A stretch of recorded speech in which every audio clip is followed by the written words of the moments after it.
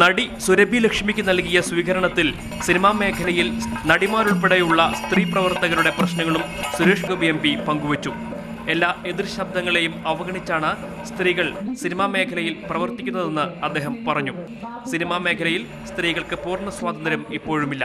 സ്ത്രീ പ്രവർത്തകയുടെ ജീവിതം എന്ന് പറയുന്നത് ഒരുപാട് എതിരൊലികളെ തരണം ചെയ്തു.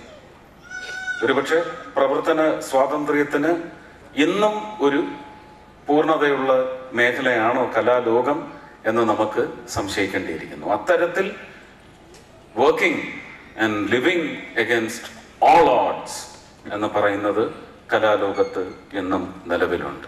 സൂപ്പർ താരങ്ങളുടെ നായികയാവാതെ സുരഭി ലക്ഷ്മി രാജ്യത്തെ മികച്ച നടിയായത് പ്രതിഭ കൊണ്ടാണെന്ന് സുരേഷ് ഗോപി കൂട്ടിച്ചേർത്തു. തനി കോഴിക്കോടൻ ഭാഷയിലാണ് അവാർഡിന് ശേഷമുള്ള ജീവിതം സുരഭി പങ്കുവച്ചത്.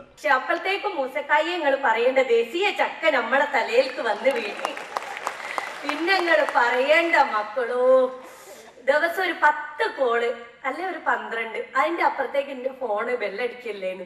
ഇത് 2000-3000 കോള്, അത് ഹിന്ദിയിലും ഇംഗ്ലീഷിലും ഏന്ന് പറയണ്ട. പല സ്ഥലത്തു നിന്നുള്ള അഭിനന്ദനങ്ങളാണ്, വിളിക്കുന്നവർക്ക് കിട്ടുന്നില്ല. എന്റെ വാട്സപ്പിന്റെ ഭാഗമൊക്കെ തൂങ്ങിപ്പോയി മെസ്സേജ് കൊണ്ട്. മൊബൈൽ 5-6 പ്രാവശ്യം ചത്ത് വീഴുക, പിന്നെ ഞാൻ ചാർജ് ചെയ്യുക. ഇങ്ങനെയുള്ള അവസ്ഥയിൽ എന്റെ ജീവിതത്തിൽ ഞാൻ കടന്നു പോയിട്ടില്ല. കോഴിക്കോട് പൗരാവലി നൽകിയ സ്വീകരണത്തിൽ PV ഗംഗാധരൻ അധ്യക്ഷനായിരുന്നു.